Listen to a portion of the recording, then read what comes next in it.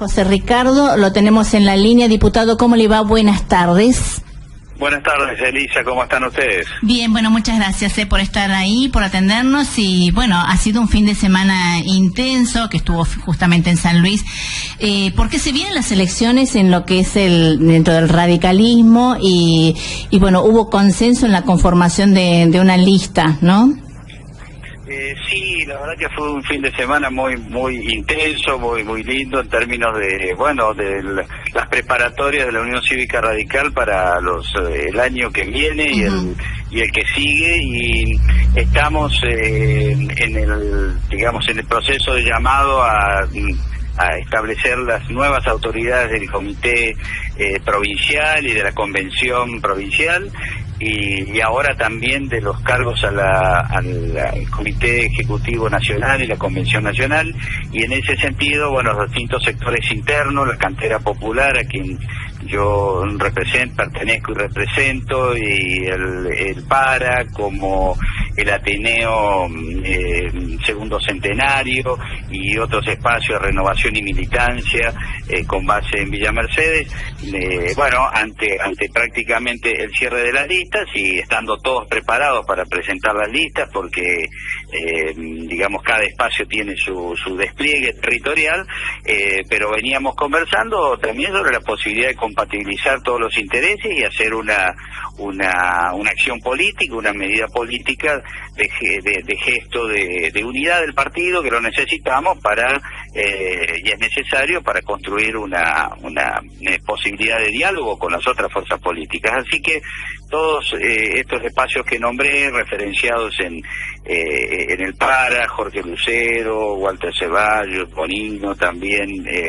ex presidentes como Daniel Lucich, bueno, acordamos una conformación de un comité ejecutivo en los que han aceptado y han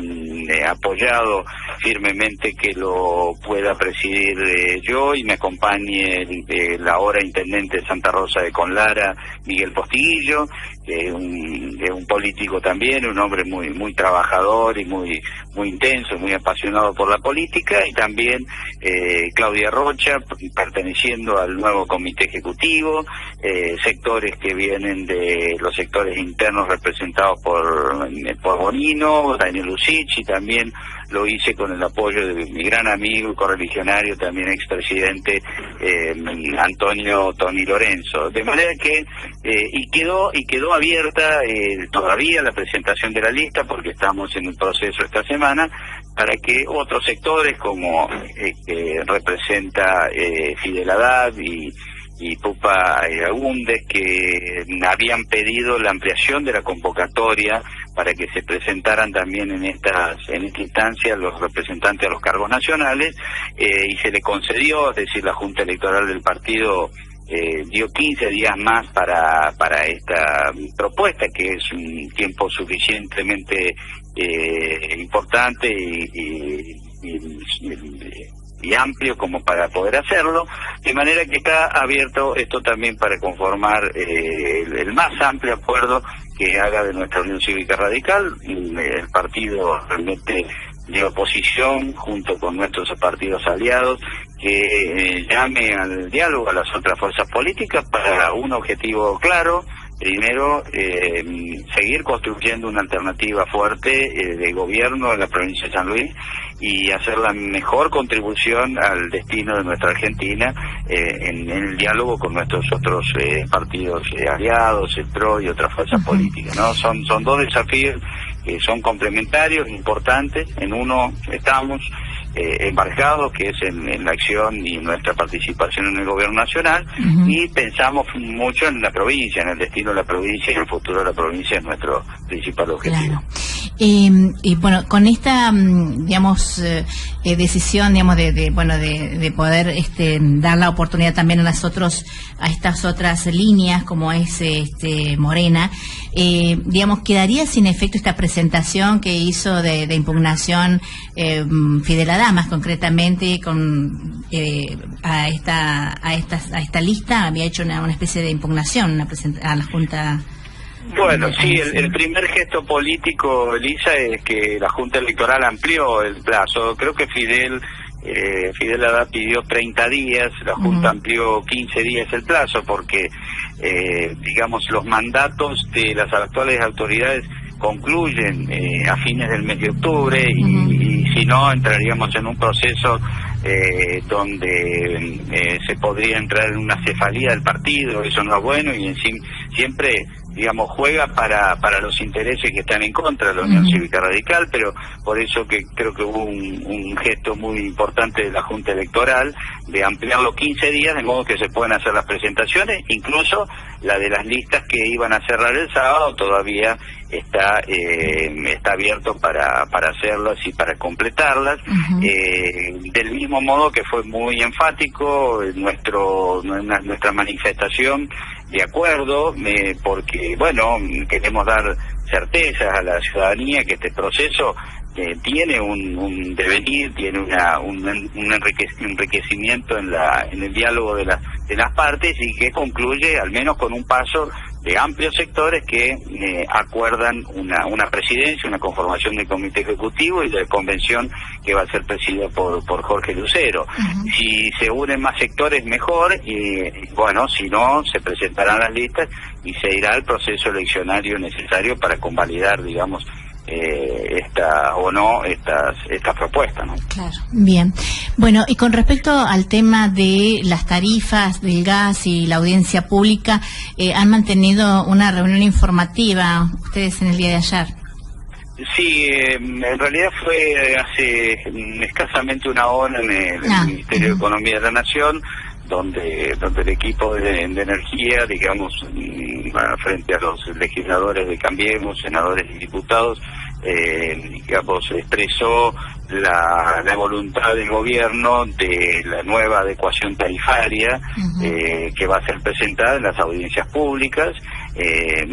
Fundamentalmente va a haber un proceso de realizar la audiencia pública, escuchar los planteos y ir hacia un proceso progresivo,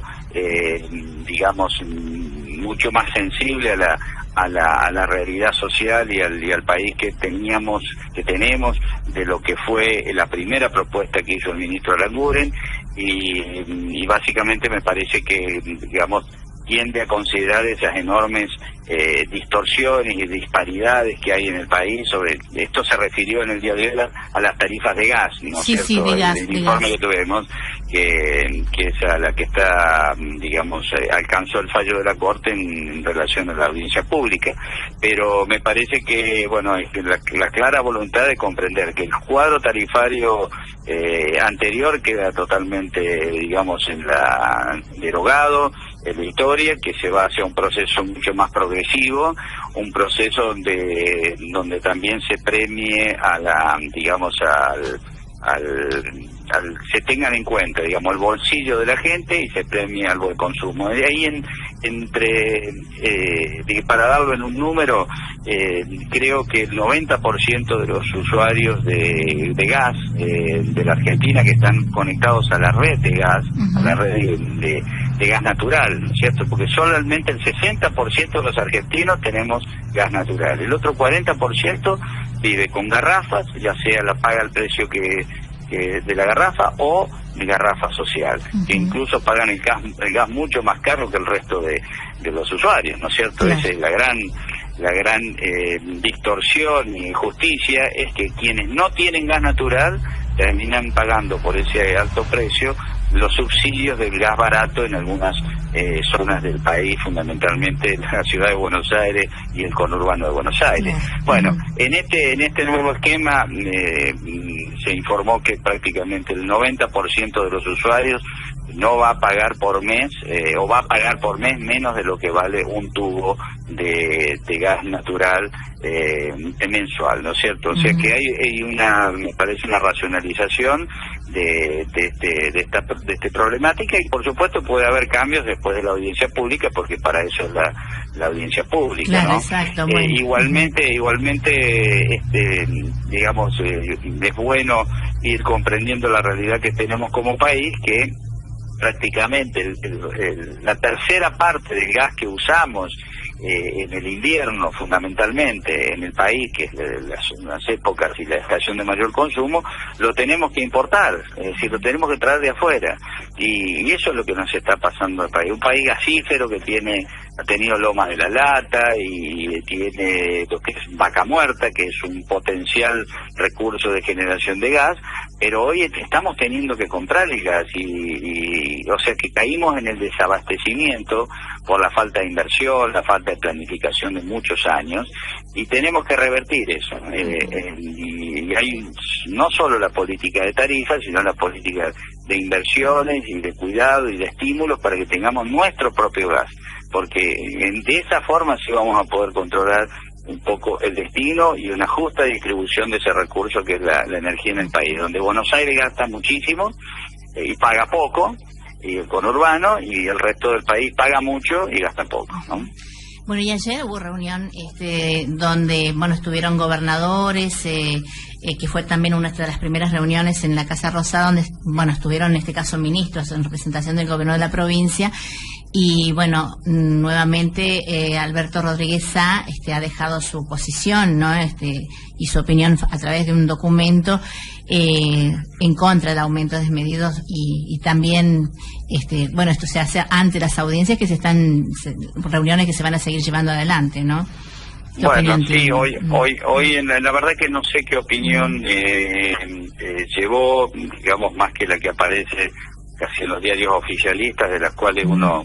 me permito descreer, porque es el relato oficial, digamos, tiene poco de independiente y de objetivo, pero más allá de eso, que ya es parte de la historia, triste historia de nuestra provincia, en el informe que tuvimos hoy,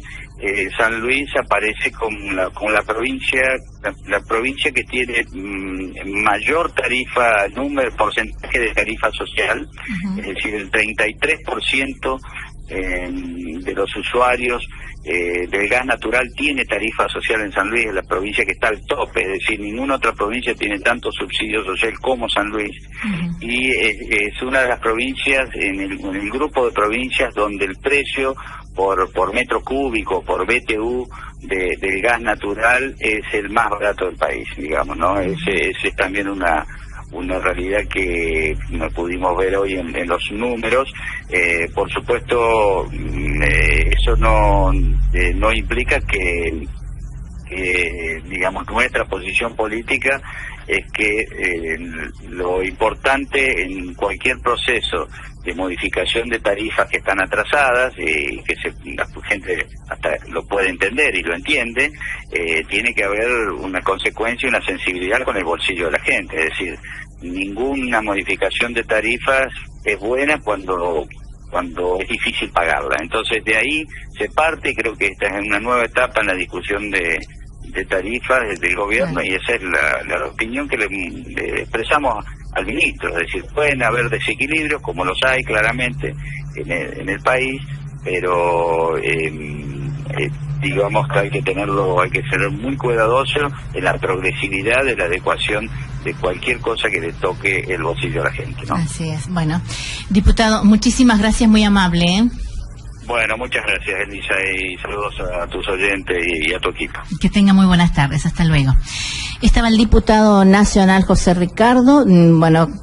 con respecto al tema de la lista para las próximas elecciones del 23 de octubre del radicalismo, y también con estas reuniones que han mantenido, bueno, ayer gobernadores, hoy algunos legisladores, antes de las audiencias públicas. La marcha de las noticias, con estilo propio.